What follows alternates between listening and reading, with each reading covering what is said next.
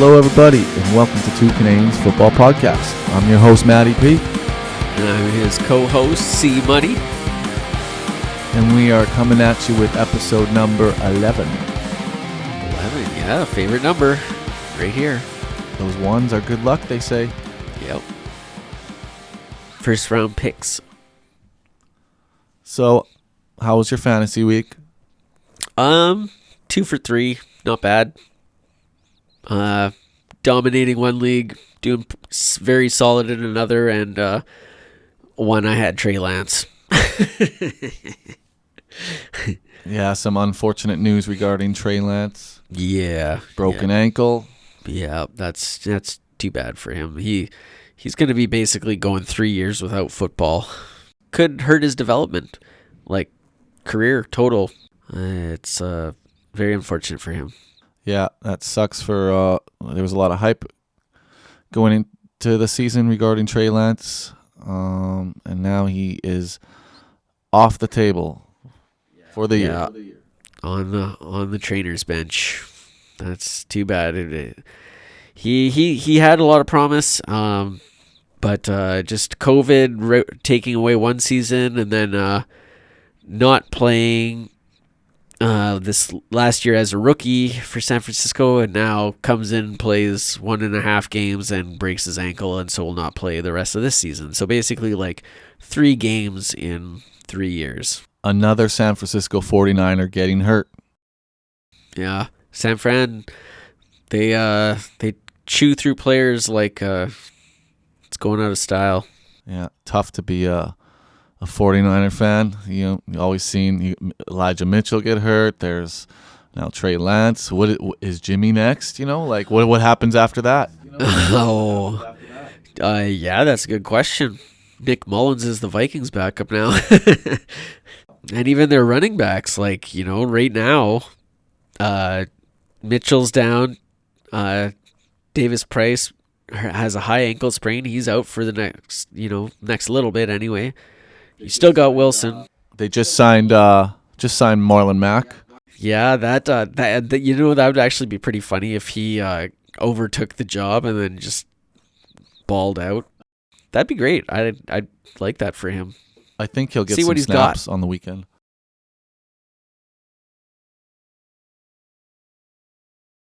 In other news, Tom Brady will now have Wednesdays off every week. Oh, is that what we call wedding Wednesdays for Tom Brady's wedding mending? Maybe him and Giselle are getting together for a date day. Yeah, that was why his soul looked like it was getting sucked out of his face from that picture. He had to go talk to the team and ask for Wednesdays off for date night. He was looking like the skull emoji. Yeah, he looks like she's wearing him out. That's something I made a joke to a female friend about. Said if Tom Brady cannot keep a wife or keep his woman satisfied, then I think we're all doomed. Yeah, like when you think Tom Brady, you just think like no slip-ups, just like top performer, the golden boy, right? But now the marriage there's some cracks in the marriage, and I hope he can figure it out, Yeah, it's too bad. He went home for a few months and was like, yeah, no, I can't handle this all the time. Back to football I go. Yeah, it's a tough spot when you're the best. Yeah, definitely. I know how that feels. Oh, hear that, ladies? No, running first place and set for life, killing it. Just feeling kidding. Good. There's probably not one girl that listens to this shit. Yeah, probably not. Any other news you want to mention, C Money? I think I'm good on the news section. Shall we just get to our next segment? Yeah, let's do that. Studs and duds. Studs and dudes. Or first, do you want to talk about? I was gonna say buds, but what are you sipping on right now? Yeah, I was thinking we should start a segment where I shout out a beer of the week. I'll just try and choose either a new beer that I'm liking or maybe just a old favorite. Right now, since this is the first one, I'm going to shout out a old favorite. This one's Whitewater Brewing Company out of Ottawa Valley, Ontario. It's called Funky Fresh Kiwi Lime Sour. It's delicious. If you like sour beers, this is a very sour one, and it's just great. I love it. To our next segment, studs and duds. So, week 2, if you look at it from the macro point of view, 4 quarterbacks went off, including Tua with the 50 burger, Josh Allen up there, Lamar a 50. Was it a 50 burger? I think for Lamar. And then connected to some of those quarterbacks, Diggs, Waddle, Hill. Massive week. Both Waddle and Hill had 11 catches and 2 touchdowns. Massive games for those guys. Amon-Ra, St. Brown. Everyone was wondering, could Tua actually do that? Like, feed 2 high-end receivers? And I think he just proved it. What a game by those 3, that trio. In fantasy, that's spectacular points for all. Did you mention Hurts? Hurts looks really good out there. I did mean to mention Hurts. 333 passing yards, 1 passing touchdown, and 2 rushing touchdowns. Like, you add those 4 quarterbacks up, you're probably close to 250, 300 points. Yeah, big games by a bunch of guys. Those guys kind of were the consensus going into. I mean, Mahomes and Herbert were obviously also part of that, but those guys were all kind of expected to be good, and so far this season they are all looking very good. Yeah, you got Lamar playing for his next contract. Yeah. You got Tua playing for his job. Yeah, I mean, I don't Teddy know. I Bridgewater's think Tua's right pretty behind secure right now. Bridgewater is just a really, really solid backup, just in case, but I think this is Tua's team. Jalen Hurts, you got the Gardner Minshew right behind you. Yeah, maybe that was a concern at the start of the season. I think that's done. I think they're all ready to roll and happy with the way Hurts looks now. He looks in total command of that offense, and he looks a lot better than he did last year, I gotta say. Yeah, and wow, Philly played great on both sides of the ball against a visiting Minnesota Vikings team. The Vikings, whatever the game plan was, it wasn't right. Philly had the perfect defense and offense selected for that game. That was the Vikings didn't adjust. They didn't have a second kind of go-to plan if Plan A wasn't working out, and it showed because they just kept doing what they were doing, and Philly just kept picking them apart. Yeah, this is an easy segue into the duds part of this segment. Right. Dalvin Cook. Yeah. 5 big fantasy points. Disappointing for him. Dalvin had a bad week when Kirk Cousins led the Vikings in rushing yards. How about that for a stat, guys? Yeah. That's probably the only time that'll ever happen. Let's hope. Yeah. Unless Kirk suddenly becomes Lamar Jackson, but I don't see that. Kirk rushed twice for 20 yards. Dalvin had 17. Yeah, just brutal. Philly shut everybody down. Well, it was more so lack of opportunity. The Vikings just didn't run it, and that was probably the biggest coaching mistake that they made. Was when the pass wasn't happening, they should have started trying to pound the ball a bit more with Dalvin, because Dalvin he gets positive yards. Yeah, they need to feed him the ball more, find creative ways to involve him a little bit more. He should have 20 touches a game. Wear that defense down, right?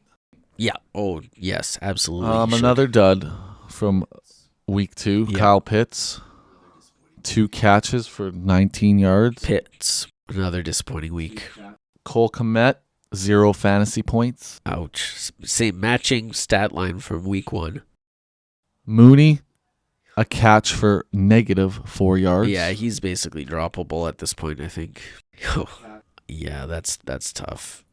That Chicago offense is just gonna struggle. It's gonna be run the ball, and that's it. Yeah, starting to have a little regret grabbing a few Bears in a bunch of drafts, because they're looking. Yeah, there's nothing to like in the first 2 weeks. No, I took Montgomery just because the value was so high. I looked at him when he was coming around, because that was where he was roughly projected to go. And I looked at him and said, meh, I don't want any Bears on my team. And then the snake chain went all the way back and then all the way back again. And it came to me and he was still on the board. And then at that point, I was at the turn. So, of course, I have to pick two people. And there's just the value at that point was so much higher than everybody else that I just had to reluctantly hit select. But he actually did not bad this past week. He's virtually the only startable player on the Bears. Maybe Fields in a 2-quarterback league because of his rushing. A couple other duds. Rashad Penny, 1.5 fantasy points. Yeah, that's a rough. The Seattle Seahawks had their Super Bowl week 1 when they beat Russell Wilson. The rest of the year is going to be basically a competitive tank for, hopefully for them, the number 1 pick. It's going to be like a contest for a race to the bottom between Seattle, Chicago, maybe the Colts if they keep playing the way that they're playing. Ouch. 0-1-1. Yeah, that's I mean, they need a quarterback anyway. Matt Ryan, it was just a stopgap, the same as Phillip Rivers was. They just keep trying to plug the hole with their fingers, but the ship keeps springing new holes, and they're running out of time. So I think it would probably be in their best interest to just full out call it a day for the season and then draft a high-end quarterback. But that's probably not going to happen. They do have a lot of good players other than that. But first, a home match against the Chiefs. Whoever has Mahomes, get him in there. No, I think Chiefs are going to destroy the Colts. Even if Pittman comes back this week, I just think the Chiefs are going to get it done. Absolutely. Yeah. Yeah. Oh, yeah. Absolutely. The Colts offense is pretty bad, especially considering they have Jonathan Taylor. What they should do is just run it, and then the occasional pass, kind of like a Cleveland Browns style offense. Yeah, and they still don't have Shaq Leonard on the back end for the Colts. Their defense is not even that great right now. Yeah, that's a big deal. Houston, you tied Houston. Yeah. And you get blanked by Jacksonville. Yeah. Like what year is this? Yeah. I mean, Jacksonville does have their number though. It's been 8 years. But blanked. Yeah, no, I know. That's pretty embarrassing for sure. That's a bad day at the office. Definitely a bad day at the office. Yeah, so there were a bunch of duds. Kadarius Toney, another one with like less than 2 catches. Yep. That whole Giants receiver core is just a mess. And it's so weird because they've drafted, they've brought in free agents, they've supplemented the position well. But none of them seem to work out. They get injured. It's the wide receiver core for the Giants is equivalent to the San Francisco running back room, where just a guy is good for like a couple weeks and then they get hurt, and then it's next man up, and then somebody else is good for a couple weeks and then they get hurt. Yeah, it's probably pretty painful to try and pick which wide receiver is going to go off. Yeah, it's a guessing game. I mean, Sterling Shepard right now, he's the hot hand if you want to go that route.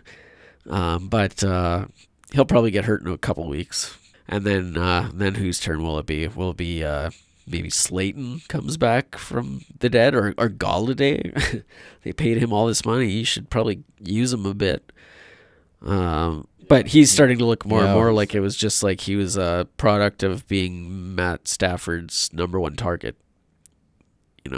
More so than he was good. Yeah, I wouldn't really want to own any Giant except Barkley, to be honest. Yeah, no, for sure. And to our last segment, bold.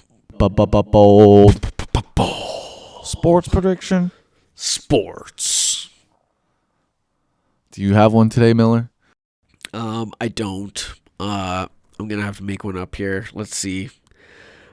Let's look at these slate of games. I'm going to pick an upset here from this slate of games for this upcoming week. I am going to say, well, I was saying early.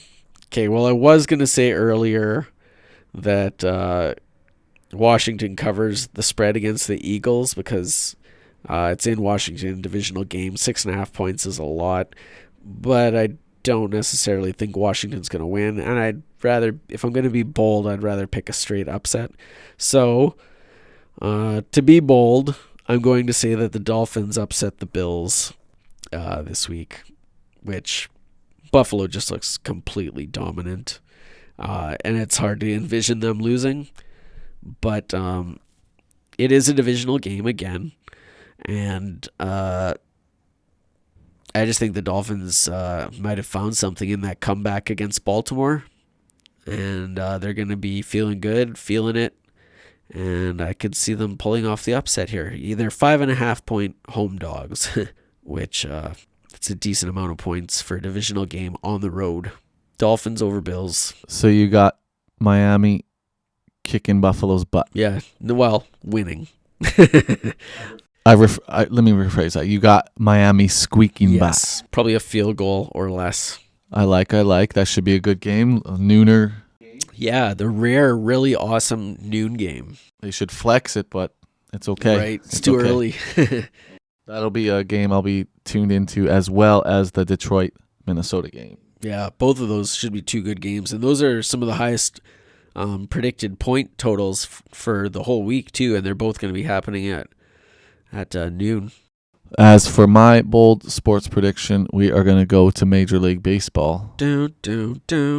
And I am going to specifically say my bold sports prediction is that the Blue Jays will meet the Astros in the ALCS.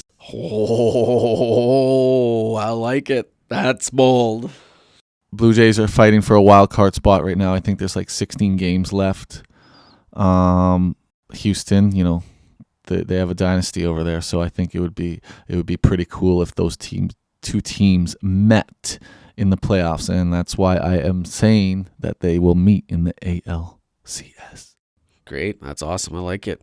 Right on. Well, this Cleveland Pittsburgh game is within 2 points. The Nick Chubb show. Right. 3, yeah. Although he did cost his team the game, so maybe we shouldn't mention him because of running that third one in. He's usually good with that, with like going down inbounds. And I remember I think it was Chubb that did that to me in a fantasy match. I think it was him. Like, I could have used the touchdown. Right. But the game script. Yeah, fantasy managers do not appreciate that move. No. It's like a kick to the balls, but it happens. It does. Yeah. There's been a few. New England has definitely done it before. There's somebody that's sticking out of my mind. I'm trying to picture him right now. I just picture him running, and he could have just walked it in, and instead he just took a knee. But yeah, 16-14 for the Browns right now in the fourth quarter over the Steelers. Browns are just running the ball right up the gut, getting some good blocking at the line. You could say that about any game. The Browns are just running the ball. They such a dominant run team. They have I think 3 good running backs on this. Yeah, plus an awesome offensive line. But that is it, guys, for this episode. Me and Money Miller will see you next week. Be excellent to each other. Be excellent, be good. Party on. And try one of those whitewater kiwi lime sours. They're pretty tasty. You can get them at your boutique. Da da da da da da da da da.